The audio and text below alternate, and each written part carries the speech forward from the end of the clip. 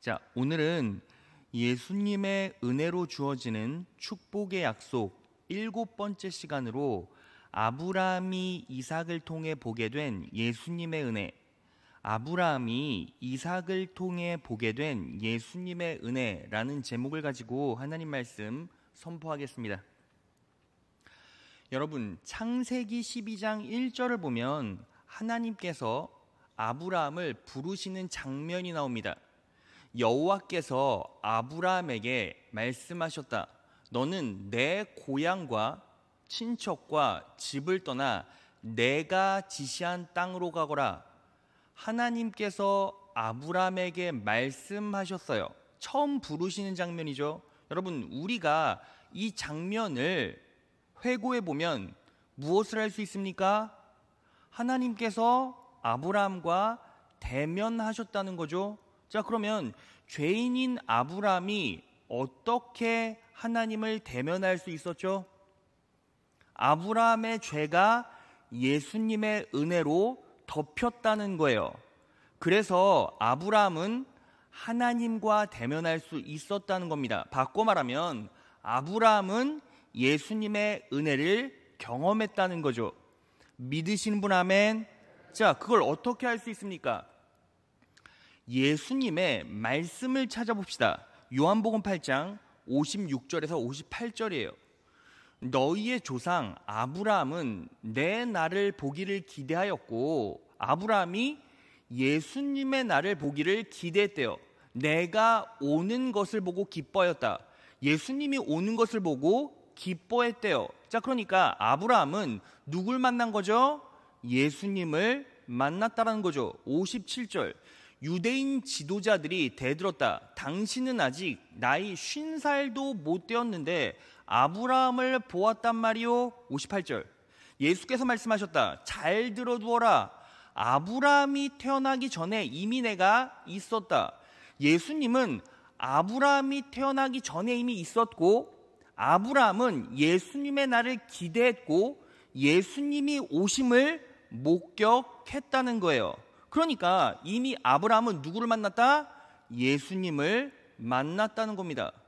자, 그러면 아브라함이 예수님을 어떻게 만났습니까? 바로 자신의 아들 이삭을 통해서 예수님을 만났고 예수님의 은혜를 경험했다는 거예요. 이 말은 이삭의 모습 속에 예수님의 모습이 담겨 있다는 거죠. 자, 오늘 본문 말씀에 나와 있는 이삭의 모습 안에는 예수님의 형상, 예수님이 그대로 상징되어 있습니다. 하나님께서 이삭을 어떻게 표현하셨습니까? 오늘 본문 말씀 2절 상반절을 보겠습니다. 하나님께서 이삭을 어떻게 표현하셨죠? 내 아들, 내 사랑하는 독자 이삭이래요. 여기에서는 이삭의 네 가지 모습이 나오죠. 첫 번째, 내 아들. 두 번째, 내 사랑하는 자. 세 번째, 이삭. 네 번째, 독자. 이 네 가지 모습 안에는 전부 다 예수님의 형상, 예수님의 모습이 예표되어 있습니다. 어떻게 할 수 있습니까? 예수님께서 요단강에서 세례를 받으실 때 하늘문이 열리고 성령이 비둘기같이 내렸죠. 그리고 하나님께서 예수님을 이렇게 표현하셨어요. 마태복음 3장 17절이에요. 하늘로서 소리가 있어 말씀하시되 이는 내 사랑하는 아들이요. 예수님을 사랑하는 자로 내 아들로 표현했죠. 정확하게 이삭을 설명할 때와 똑같아요. 내 기뻐하는 자라 하시니라 라고 나와 있어요. 여러분, 이삭이라는 이름의 뜻이 뭡니까?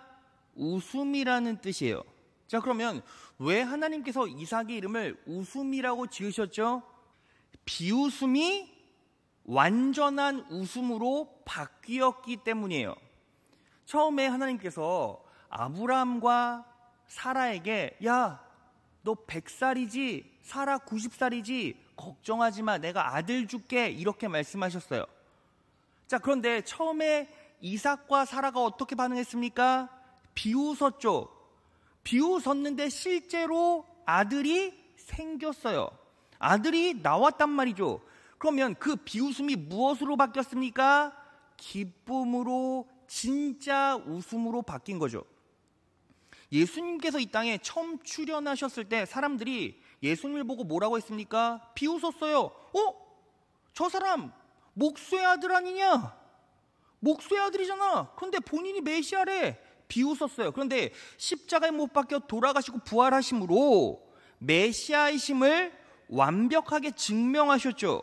비웃음이 완벽한 웃음, 기쁨으로 변했다는 거예요. 그러니까 이삭은 누구를 상징합니까? 예수님을 상징하죠. 자, 여기서 방점을 찍는 거 하나를 더 제가 설명해 드릴게요. 여러분, 아브라함의 입장에서 이삭은 독자가 맞아요? 이삭이 독자가 맞아요? 맞지 않잖아요. 왜요? 여종 하갈에게서 누구를 낳았죠? 이스마엘을 낳았잖아요. 그러니까 아브라함 입장에서는 이삭이 독자가 아니에요. 그런데 하나님께서는 이삭을 독자라고 말씀하셨죠. 이 독자라는 말 안에는 정확하게 예수님이 예표되어 있어요. 성경 전체를 보면 이삭을 히브리서에는 독생자라고 말하고 있고 요한복음에서는 예수님을 독생자라고 말하고 있어요. 그러니까 이삭과 예수님을 평행선상에 놓고 정확하게 대조하고 있다는 거죠. 제가 말씀 찾아보겠습니다. 히브리서 11장 17절. 아브라함은 시험을 받을 때에 믿음으로 이삭을 드렸으니 그 독생자를 드렸느니라. 요한복음 3장 16절. 하나님이 세상을 이처럼 사랑하사 독생자를 주셨으니 이삭도 독생자, 예수님도 독생자. 여기서 독생자는 유일한 단 하나의라는 의미예요. 그러니까 하나님께 예수님도 단 한 분이시고 이삭도 단 한 사람이에요. 결국 이 모든 것들, 이 네 가지 표현된 모습을 통해서 이삭은 누구를 상징한다? 예수님을 상징한다는 거예요. 그래서 아브라함은 예수님의 은혜를 누구를 통해서 경험했습니까? 이삭을 통해 경험했다는 거예요. 자, 그래서 우리는 오늘 본문에 나와 있는 이삭이 바쳐지는 사건을 통해서 예수님의 은혜를 깨달을 수 있고 그 은혜는 결국 누구의 은혜다? 나의 은혜, 여러분의 은혜라는 거예요. 믿으시는 분 아멘? 오늘 이 말씀을 통해서 예수님께서 여러분들에게 쏟아부어 주시는 은혜와 진리를 정확하게 인지하시고 받아들이셔서 부요함과 내 삶의 온전한 변화를 누리신 여러분 되시기를 진심으로 축원합니다. 오늘 성령 하나님께서 이 사건을 통해서 우리에게 보여주시는 예수님의 은혜는 세 가지예요. 하나하나 살펴보겠습니다. 첫째, 말씀을 굳게 믿고 사는 자들에게는 예수님을 통한 부활의 은혜와 천국의 소망이 임한다는 겁니다. 자, 여러분, 하나님께서 이삭이 출생한 후에 아브라함을 부르셨어요. 그리고 아브라함에게 독자 이삭을 바쳐라 라고 말씀하셨어요. 자, 그러면 왜 하나님께서는 아브라함에게 이삭을 번제물로 바치라고 말씀하신 거죠? 왜 하나님께서 이삭을 번제물로 바쳐라 라고 말씀하신 겁니까?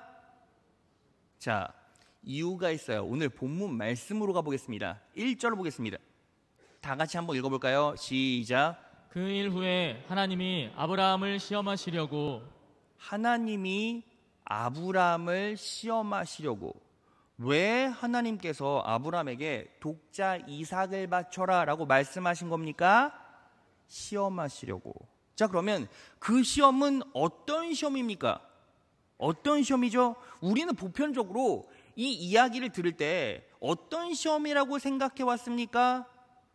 이삭을 사랑하는지 나를 사랑하는지 사랑을 시험하신 거라고 생각해요. 자, 그런데 그 말이 맞습니까? 그 말은 정확하게 맞지 않아요. 왜 그렇습니까? 말씀이 그렇게 설명하지 않고 있기 때문이에요. 자, 이제 아브라함이 이삭을 데리고 모리아 산으로 갑니다. 그래서 번제단을 만들어 놓고 이삭을 묶고 눕히죠. 그리고 그 심장에 칼을 꼽기 위해서 이제 들고 칼로 푹 찌르려고 할 때 하나님께서 사자를 보내셔서 잠깐 멈춰! 이렇게 말씀하시잖아요. 그리고 뭐라고 말씀하십니까? 자, 말씀 찾아보겠습니다. 창세기 22장 12절이에요. 다 같이 읽겠습니다. 시작. 사자가 가라사대 그 아이에게 내 손을 대지 말라. 아무 일도 그에게 하지 말라. 내가 내 아들 내 독자라도 내게 아끼지 아니하였으니 내가 이제야 내가 하나님을 경외하는 줄을 아노라. 내가 이제야 내가 하나님을 뭐하는 줄을? 경외하는 줄을 아노라 라고 말씀하셨죠. 자, 그럼 생각해 보세요. 만약에 하나님께서 아브라함에게 야, 너 네 이삭을 더 사랑하는지 나를 더 사랑하는지 시험해 보겠다라고 말씀하셨다면 잠깐 멈춰. 야, 이제 네가 나를 사랑하는 줄 알겠다라고 말씀하셨을 것 아닙니까? 그런데 하나님께서 이제야 네가 나를 경외하는 줄 알겠다라고 말씀하신 거죠. 자, 그러면 무엇을 시험하시려고 하신 거예요? 아브라함의 경외심을 시험하시려고 하신 거죠. 경외심. 자, 그러면 이 경외심을 시험한다라는 게 무슨 뜻입니까? 구약 성경 전체를 보면 이 경외심은 무엇과 정확하게 연결이 됩니까?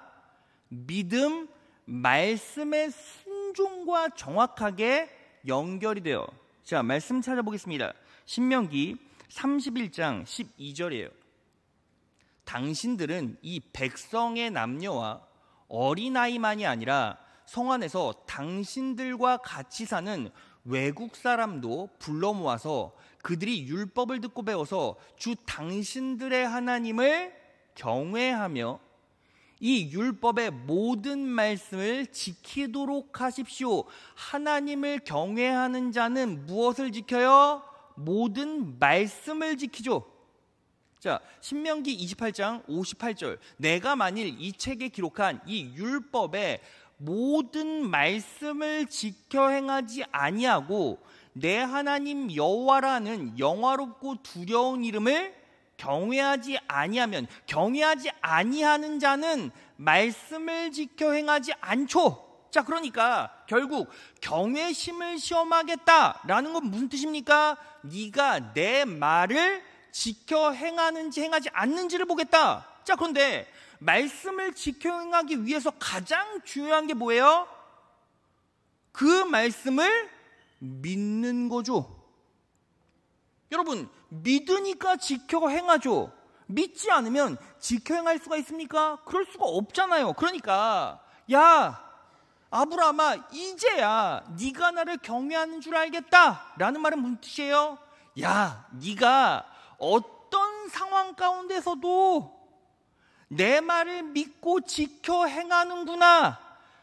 하나님께서는 이 아브라함이 자신의 말씀, 자신의 말을 믿고 실행하는지 그렇지 않은지를 시험하신 거예요.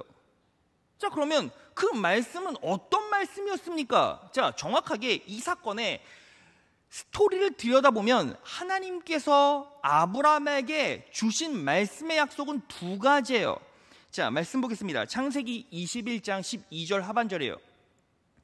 이삭을 통해서 난 사람이라야 내 후손으로 인정될 것이다. 이게 무슨 뜻입니까? 야, 이삭을 통해서 너의 자손들이 엄청나게 불어날 거야. 이 뜻이죠. 그리고 창세기 22장 2절 오늘 본 말씀, 이삭을 번제로 드리라. 이 두 가지 말씀이에요. 자, 그러면 이 두 가지 말씀은 정확하게 어때요? 상충이 되잖아요. 반대가 되잖아요. 여러분 생각해 보세요.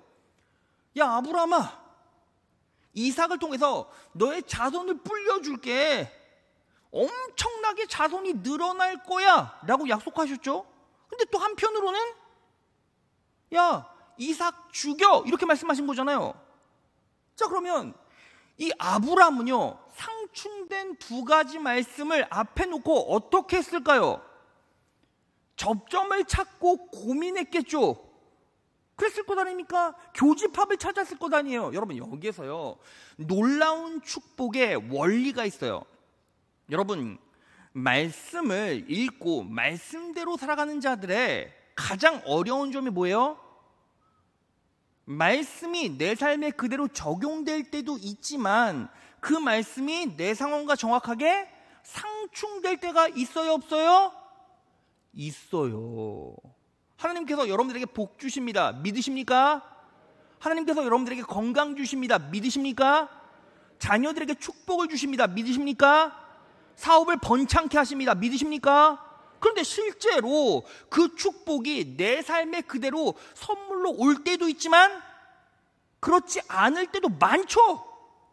하나님의 약속이 어때요? 상충될 때도 있죠. 지금 아브라함은 그런 상황이잖아요. 그런데 아브라함은 그 두 가지 말씀을 가지고 이 두 말씀이 거짓이네? 하나님이 거짓말했네? 안 믿어! 이게 아니라 그 두 가지 말씀을 전부 다 믿고 소화했다는 거죠. 자, 그러면 이 아브라함이 어떻게 소화했습니까? 이런 거예요. 하나님께서 이삭을 통해서 자손을 불려주신다고 했는데 죽이래. 그러면 결국 내가 이삭을 건드려도 하나님께서는 다시 이삭을 부활시켜 주실 것이다 라는 부활신앙으로 이 두 가지를 해석해낸 거예요. 히브리서 11장 18에서 19절.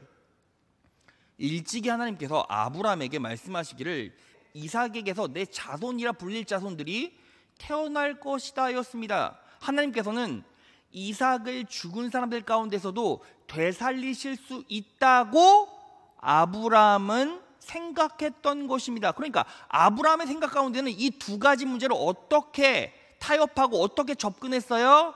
이삭을 죽은 사람들 가운데서도 되살릴 수 있다고 생각했다는 거죠. 결국 아브라함은요, 어떻게 이 말씀을 약속으로 붙잡은 거예요? 하나님께서 이삭을 통해서 자손의 축복을 주신다고 말씀하셨으니 내가 죽여도 다시 살리실 것이다 라는 이 약속을 붙잡고 이삭을 모리아산으로 데리고 간 거예요. 믿으시는 분 아멘. 자, 그런데 이삭이 누구를 예표한다고요? 예수 그리스도를 예표해요. 그러니까 우리는 예수 그리스도를 통해서 정확하게 무엇을 깨달을 수 있습니까?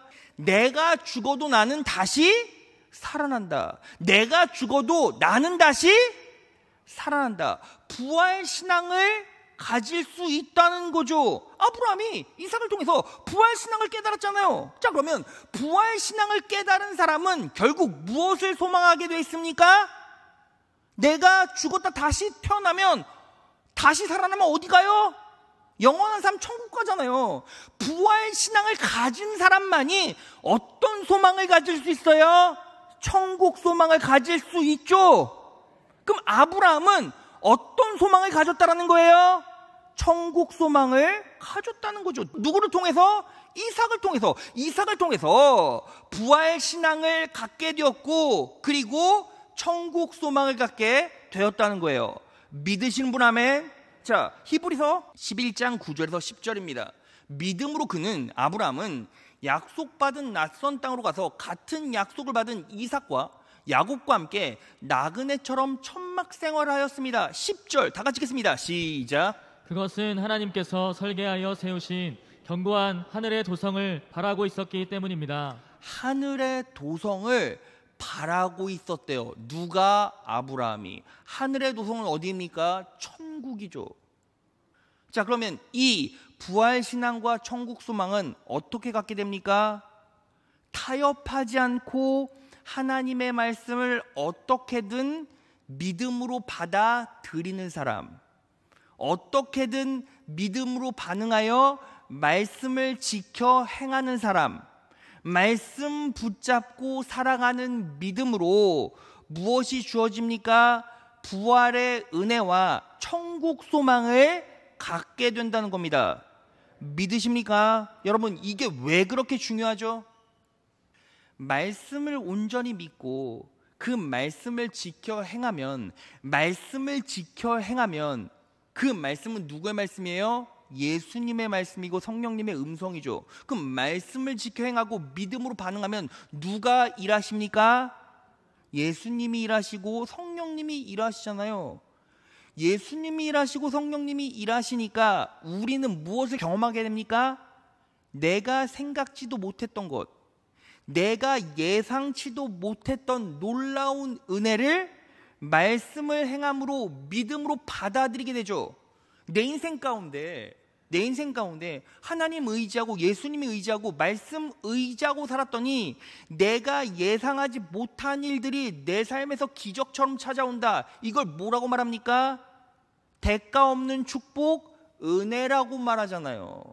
그 은혜를 경험한 자들, 예상치 못했던 것들이 일어나는구나, 생각지도 못했던 일들이 일어나는구나, 은혜를 실제로 경험한 자들만이 예상치도 못하고 보지도 못하고 경험하지도 못했던 천국을 실제로 받아들일 수 있게 된다는 거예요.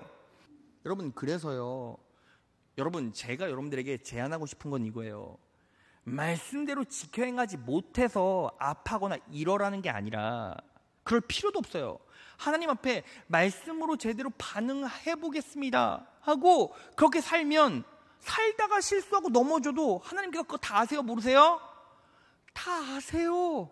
다 아시고 축복하시죠. 여러분, 똑같이 못하는 두 사람이 있는데 한 사람은 어떻게든 해보려고 노력하다가 안 되는 거고 한 사람은 시작도 안 해요. 그러면 하나님은 전부 다 아시고 그 중심을 꿰뚫어 보시는데 누구에게 축복하시고 누구에게 실제적으로 역사하시겠습니까? 똑같이 열매가 맺혀지지 않고 똑같이 넘어지고 실수해도 중심이 살아있고 어떻게든 해보려고 사력을 다하는 그 사람에게 축복하신다라는 거예요. 믿으십니까? 그러니까 우리는 어떻게 합니까?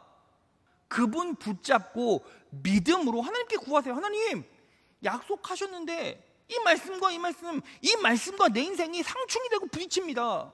더 큰 믿음을 허락해 주시고 뚫어갈 수 있는 방법을 찾게 도와주세요. 그럴 때 놀라운 은혜, 뜻밖의 은혜, 예상치도 못했던 초월적인 은혜가 임한다는 겁니다. 믿으십니까? 그 믿음으로 말씀을 지켜 행하시는, 말씀에 반응하시는, 믿어 승리하시는 여러분 되시기를 진심으로 축원합니다. 자, 둘째, 예수님이 우리의 시험을 전부 다 해결해 주시고 복을 허락해 주신다는 거예요. 자, 오늘 본문 말씀 1절을 다시 보겠습니다. 하나님이 아브라함을 시험하시려고 부르셨대요. 자, 그러면 이 말씀이 딱 나오는 순간 여러분들은 직관적으로 의문을 가져야만 합니다. 왜 그렇죠? 하나님은 아무도 시험하시지 않기 때문이죠. 자, 말씀 찾아보겠습니다. 야고보서 1장 13절이에요. 다 같이 읽겠습니다. 시작. 사람이 시험을 받을 때에 내가 하나님께 시험을 받는다 하지 말지니 하나님은 악에게 시험을 받지도 아니하시고 친히 아무도 시험하지 아니하시느니라. 하나님은 친히 아무도 시험하지 아니하시느니라, 이렇게 말씀하셨어요. 자, 그럼 여러분, 이 두 말씀이 또 상충돼요. 하나님은 이미 아브라함을 시험하셨죠. 그런데 야고보서에는 하나님은 아무도 시험하시지 않는데요. 자, 그러면 어떤 말씀이 맞습니까? 하나님이 시험하신다가 맞다, 아멘. 하나님이 시험하시지 않으신다, 아멘. 자고 있다, 아멘. 여러분, 이 두 말씀은요 전부 다 맞아요. 여러분, 제가 이유를 설명해 볼게요. 여러분, 오늘 이 시험은 실제로 아브라함에게 임했긴 하지만 아브라함의 시험이 아니에요. 왜 그렇죠? 여러분, 이 시험 때문에 누가 죽게 생겼습니까? 이삭이 죽잖아요. 자, 그러면 이 시험이 실제적으로 누구의 시험이에요? 아브라함의 시험이 아니라 이삭의 시험이죠. 그렇지 않습니까? 여러분, 아브라함은요 이삭 찔러 죽이면 어때요? 슬퍼요. 그게 끝이에요. 근데 이삭은 죽어요. 자, 그러면 이 시험은요 아브라함의 시험이에요? 이삭의 시험이에요? 이삭의 시험이잖아요. 그런데 이삭은 누구를 예표한다고요? 예수 그리스도를 예표한다고요. 자, 이삭이요 예수 그리스도를 예표한다는 확증된 증거를 제가 설명해 드릴게요. 창세기 22장 6절에서 9절이에요. 이제 아브라함이 모리아산으로 갑니다. 아브라함은 번제 쓸 장작을 아들 이삭에게 지우고라고 나와 있죠. 자, 자신은 불과 칼을 챙긴 다음에 두 사람은 함께 걸었다. 이삭이 그의 아버지 아브라함에게 말하였다. 그가 아버지 하고 부르자 아브라함이 얘야 왜 그러느냐고 대답하였다. 이삭이 물었다. 불과 장작은 여기에 있습니다마는 번제로 바칠 어린 양은 어디에 있습니까? 아브라함이 대답하였다. 얘야 번제로 바칠 어린 양은 하나님이 손수 마련하여 주실 것이다. 여러분, 하나님이 아브라함에게 번제로 누굴 바치라고 했어요? 이삭을 바치라고 했죠. 하나님이 번제로 준비하신 바칠 어린 양은 누구예요? 정확하게 이삭이죠. 번제로 바칠 어린 양은 하나님이 손수 마련해 주실 것이다. 두 사람이 함께 걸었다. 그들이 하나님이 말씀하신 그곳에 이르러서 아브라함은 거기에 제단을 쌓고 제단 위에 장작을 벌려놓았다. 그런 다음에 제 자식 이삭을 묶어서 제단 장작 위에 올려놓았다라고 나와 있어요. 자, 여러분 보세요. 그러면 지금 이삭은요 자기가 죽을 자리까지 무엇을 짊어지고 갑니까? 장작, 나무를 짊어지고 가죠. 이삭은요 정확하게 바쳐질 어린 양을 상징하죠. 근데 놀라운 사실, 당시 이삭은요 정확하게 성경학자들이 30대라고 말하고 있는데, 그런데 이삭은 30대였음에도 불구하고 어때요? 반항을 해야 하네요. 단 한마디의 반항도 안 하고 누워라, 묵는데 반항도 안 하고 저항도 안 하고 그냥 죽음을 감당해요. 나무를 짊어진 자, 어린 양으로 바쳐진 자, 그리고 죽음에 순종한 자, 정확하게 누구를 상징합니까?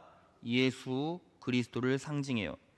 영국의 성공의 주교이자 성경학자인 크리스토퍼 월즈워스라는 분이 그의 주석책에서 이렇게 말했어요.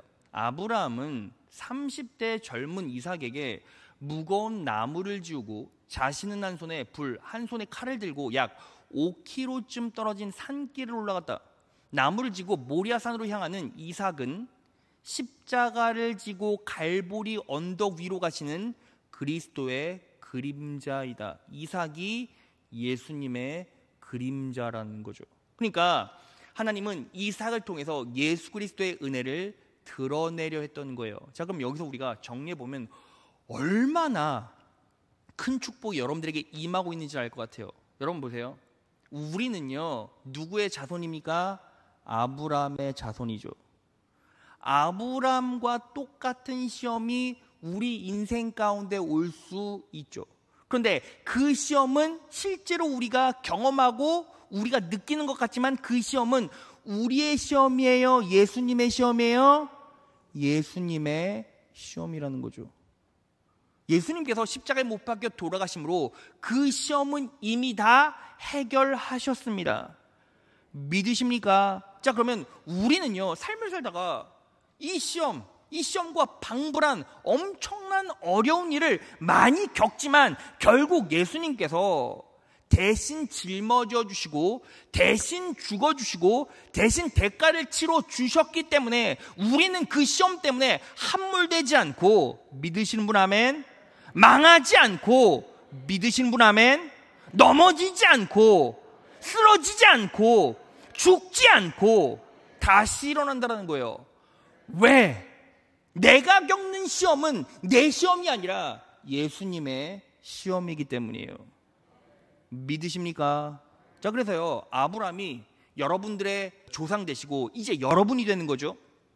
하나님께서 아브라함의 자손들에게 어떤 축복을 주시겠다라고 약속하셨습니까? 창세기 22장 17절, 내가 반드시 너에게 큰 복을 주며 큰 복을 어떻게 준대요? 어떻게 준대요? 반드시 취소가 안 되는 거예요. 반드시 너의 자손이 크게 불어나서 하늘의 별처럼 바닷가의 모래처럼 많아지게 하겠다. 너희 자손은 원수의 성을 차지할 것이다. 18절 다 같이 읽겠습니다. 시작.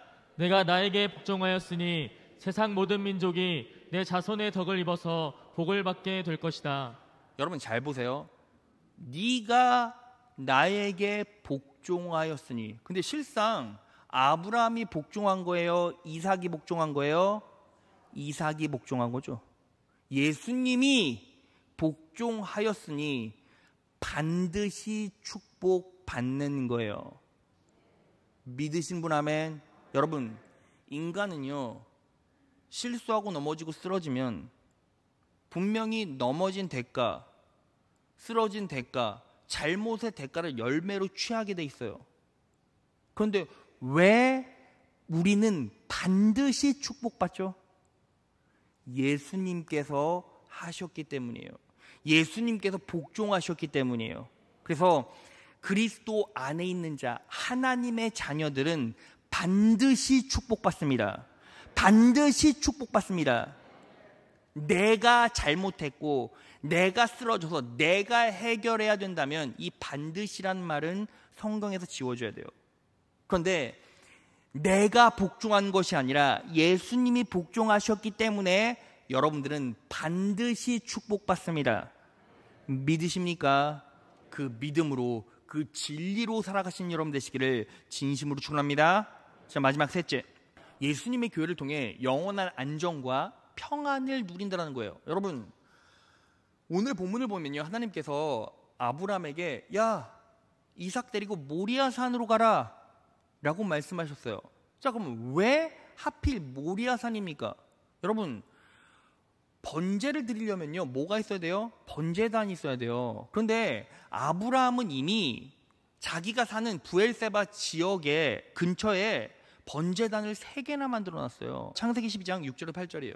아브라함이 그 땅을 통과하여 세겜 땅 모래 상수리 나무에 이르니 여호와를 위하여 그곳에 단을 쌓고, 이미 단이 하나 있죠. 8절, 거기서 베델 동편산으로 옮겨 장막을 치니 그곳에서 여호와를 위하여 단을 쌓고, 자, 그리고 18절, 헤브론에 있는 마므레 상술의 숲에 이르러 거하며 거기서 여호와를 위하여 단을 쌓았더라. 헤브론에도 단이 있어요. 그러니까 베델에도 세겜에도 헤브론에도 이미 단이 있어요. 그러니까 그 단 쓰면 돼요. 근데 왜 굳이 하나님은 모리아 산으로 가게 했냐고요. 자, 이유가 있어요. 하나님께서는 새로운 성전 교회를 세우시길 원하셨어요. 자, 보세요. 아브라함이 모리아 산에 가서 이삭의 죽음과 이삭의 부활을 통해서 정확하게 무엇을 획득했습니까? 천국 소망과 부활 신앙을 갖게 되었죠. 그러니까 모리아 산에서 아브라함은 예수님의 부활을 본 거예요. 그럼 예수님의 부활의 그 자리에 뭐가 섭니까? 성전이 섭니다. 요한복음 2장 19절을 보면 예수님께서 이렇게 말씀하셨어요. 예수께서 대답하여 이르시되 너희가 이 성전을 헐라, 내가 새 성전을 만들겠다, 이 성전을 헐라, 내가 사흘 동안에 일으키리라. 사흘 동안에 일으키리라 무슨 뜻입니까? 내가 사흘 만에 부활할 테니 그 부활의 기초로 새로운 성전이 열릴 것이다. 아브라함이 모리아 산에서 무엇을 봤다고요? 예수님의 부활. 자, 그럼 그 자리에 정확하게 뭐가 서게 됩니까? 솔로몬의 성전이 서게 돼요. 자, 그러면 솔로몬의 성전이 예표하는 건 또 뭐예요? 여러분, 원래는 이 성전을 다윗이 세우고 싶어 했죠. 그런데 하나님께서 다윗 못 세우겠어요. 왜 그렇습니까? 손에 피가 많이 묻어서. 그래서 솔로몬에게 세워라, 솔로몬을 통해서 성전을 세워라라고 말씀하시죠. 자, 그 장면을 보겠습니다. 역대상 22장 8절에서 9절. 여호와의 말씀이 내게 임하여 이르시되 너는 피를 심히 많이 흘렸고 크게 전쟁하였느니라. 내가 내 앞에서 땅에 피를 많이 흘렸은즉 내 이름 위하여 전을 건축하지 못하리라. 9절 다 같이 읽겠습니다. 시작. 한 아들이 내게서 나리니 저는 평강의 사람이라. 내가 저로 사면 모든 대적에게서 평강하게 하리라. 그 이름을 솔로몬이라 하리니 이는 내가 저의 생전에 평안과 안정을 이스라엘에게 줄 것임이니라. 자, 한 아들이 솔로몬이죠. 솔로몬은 평강의 사람이래요. 자, 평강의 사람 솔로몬 누구예요? 평강의 왕이잖아요. 평강의 왕. 평강의 왕. 이사야가 예표한 예수님의 모습이 평강의 왕이죠. 내가 저의 생전에 평안과 안정을 이스라엘에게 줄 것임이라. 그러니까 솔로몬, 평강의 왕인 솔로몬이 성전을 세워요. 이 솔로몬, 평강의 왕은 예수님을 예표하고, 교회는 평안과 안정 위에 부활신앙을 배우는 곳으로 바뀐다는 거예요. 그렇게 새 성전이 서게 된다는 겁니다. 누구 때문에? 예수 그리스도의 십자가의 구속의 은혜, 부활 때문에. 자, 그러니까 교회에서는 결국 뭐가 흘러나오게 돼 있어요? 평안과 안정이 기초되어져 있고, 어디로는 바닥, 밑으로는, 위로는 부활신앙 천국 소망을 가지고 살아가는 곳, 그 말씀, 그 은혜로 부요해지고 그 진리로 변화되는 곳이 어디라는 거예요? 바로 성전, 교회라는 거예요. 자, 그래서 우리는 이 자리에 왜 있습니까? 밑으로는 어떤 상황과 어떤 현실과 마주하게 될지라도 무엇을 유지할 수 있습니까? 평안과 안정. 여기서 안정이라는 히브리어는 느긋함, 게으름이란 뜻도 가지고 있어요. 자, 그러니까 주 안에 있으면 하나님께서 일하시니 내가 지금 고통당하고 힘든 일이 있다 할지라도 우리는 조급해야 할 필요 있어요, 없어요? 없죠. 왜요? 결국 내가 조급해도 내가 이루지 못할 일은 안 되는 거잖아요. 여러분, 이런 분들 계세요. 목사님, 제가 아무리 전도를 하려고 해도 제 자식이 미동도 안 해요. 제 부모가 미동도 안 해요. 그런데 저는 죽으라고 전도하거든요. 그런데 움직이질 않으니까 너무 답답하고 조급해요. 지금 제 자식 죽으면 바로 지옥 가고 내 부모 죽으면 지옥 간다는 게 눈에 보이는데, 그래서 어떻게든 사력을 다해서 해내려고 하는데, 그런데 미동도 안 해요. 어떻게 해야 합니까? 막 조급해하고 다급해요. 여러분, 하나님께서는요, 일을 하시고 무엇을 보십니까? 중심을 보시죠. 이미 그 사람의 중심을 보셨으니 누가 일하십니까? 하나님이 일하신단 말이에요. 자, 그러면 내가 지금 믿지 않는 내 자녀와 내 부모를 위해서, 내 이웃 사람을 위해서, 내 친구를 위해서 하나님 붙잡고 매달리고 기도하고 있는가? 이것만 점검해 보시라고요. 자, 그러면 누가 일하십니까? 하나님께서 일하시고 어떻게든 선하게 인도해 가신다는 거죠. 그러니까 조급한 중에도 우린 뭐 할 수 있어요? 평안할 수 있는 거죠. 평안과 안정. 누가? 평강의 왕 예수님께서. 그러니까 우리는 매주 이 자리에 모여서 뭐 하는 겁니까? 하나님께서 주시는 은혜. 여러분, 지난주 주일 예배 시간에 서론에 우리가 배웠죠. 은혜는 나에게 주시는 부요함, 진리는 나에게 주시는 변화. 그러면 이 말씀을 통해서 하나님께서 부어주시는 부요함을 얻고 진리로 변화되면 나는 뭐 할 수 있다? 자유할 수 있고 평강을 누릴 수 있고 느긋해질 수 있다. 왜요? 결국 예수님께서 해내시니까, 결국 하나님께서 해내시니까. 믿으신 분 아멘. 자, 그러면 하나님께서 안 하시면요, 예수님께서 안 하시면요, 그 과정 중에서 내게 주시는 교훈과 방법들이 분명히 있죠. 자, 말씀 정리해 보겠습니다. 여러분, 아브라함은 이삭을 통해서 예수 그리스도의 은혜를 경험했습니다. 우리도 똑같아요. 우린 아브라함의 자손이죠. 자, 그러면 우리도 이 이삭의 이야기를 통해서 예수님의 은혜를 믿음으로 소유할 수가 있어요. 여러분, 첫 번째 진리가 무엇이었습니까? 예수님을 믿고 약속을 믿고 말씀을 어떻게든 지키고 행하려고 사력을 다해보세요. 정확하게 지켜내고 그 지켜냄이 여러분들 축복으로 인도하는 게 아니에요. 지켜내겠다라고 작정하고 하나님께 그 중심을 보여드리면 열매와 상관없이 하나님께서는 여러분들의 중심 보시고 역사하십니다. 이런 분들 계시죠? 그냥 부어라 마셔라 막 술 먹고 뭐 난동 피고 이런 분들 있어요. 그리스도인들 중에서도. 자, 그러면 이런 말씀이 선포됐을 때 내 삶에 내 개인적인 중독과 폭력 성향 같은 것들, 비인격적인 부분들, 하나님께서 바라시지 않는 부분들이 있으면 어떻게 해요? 내일 넘어진다 할지라도 오늘 바꿔 보는 겁니다. 내일 다시 쓰러진다고 할지라도 다시 내일 담배에 손을 대고 술을 먹고 또 아내에게 비인격적인 소리를 하고 남편의 심사를 막 긁어낸다 할지라도 지금 이 말씀 들으면 어떻게 하는 거예요? 바꿔 보는 거예요. 바꿔내는 겁니다. 그리고 또 넘어져서 어차피 안 되니까 그냥 가자, 이게 아니라 하나님은 뭐 보신다? 중심 보신다. 여러분들은 율법 시대 사는 게 아니라 은혜 시대 살고 있잖아요. 은혜가 뭡니까? 대가 없는 축복, 대가 없는 능력. 그럼 뭐 하는 거예요? 우리는 대가 없다고 그냥 마냥 기다리는 게 아니라 중심을 보여드릴 때 하나님께서 역사하십니다. 성령 하나님께서 역사하세요. 여러분들의 인생과 말씀에 상충이 있다 할지라도 하나님께 구하세요. 접점을 찾으세요. 교집합을 찾으세요. 그분 붙잡고 기도하십시오. 그러면 그 상충됨이 예상되지 못했던 기적적인 영감으로, 기적적인 은혜로 내 인생 가운데 들어옵니다. 누구처럼? 아브라함처럼. 그리고 어떻게 살아야 합니까? 항상 기억하십시오. 내가 지금 겪고 있는 이 시험은 내 시험이 아니라 누구의 시험이다? 예수님의 시험이다.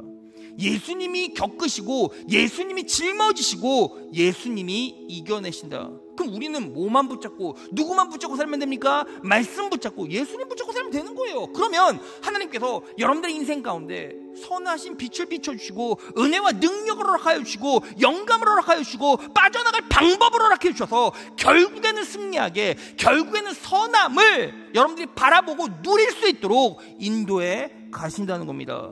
그리고 뭐 해야 합니까? 성전에서 뭐가 흐릅니까? 성령 하나님의 평안이 흐릅니다. 성령 하나님의 능력이 흐릅니다. 성령 하나님의 안정감이 흐릅니다. 부활의 능력이 흐릅니다. 천국 소망이 흐릅니다. 다 받아먹고 다 공급받으시고 다 섭취하시고 내 영적인 살과 근육으로 바꿔내셔서 그렇게 강해지십시오. 힘내십시오. 이겨내십시오. 극복하십시오. 내가 하는 것이 아니라 예수님께서 하신다는 믿음과 확신을 가지고 그렇게 살아내십시오. 그럴 때 여러분들의 인생은 능력의 길로 갈 것입니다. 축복의 길로 갈 것입니다. 형통의 길로 갈 것입니다. 십자가의 은혜를 쫓는 그 회복과 회생의 길로 나아가게 될 것입니다. 오늘 이 말씀을 내 삶 가운데 잘 녹여내셔서 이 자리에 앉아있는 모든 성도 여러분, 아브라함처럼 반드시 축복하리라, 반드시 축복하리라, 이 말씀의 진리로 매일매일 살찌워지고 은혜로 살아가시는 귀한 자녀 여러분 되시기를 진심으로 축원합니다.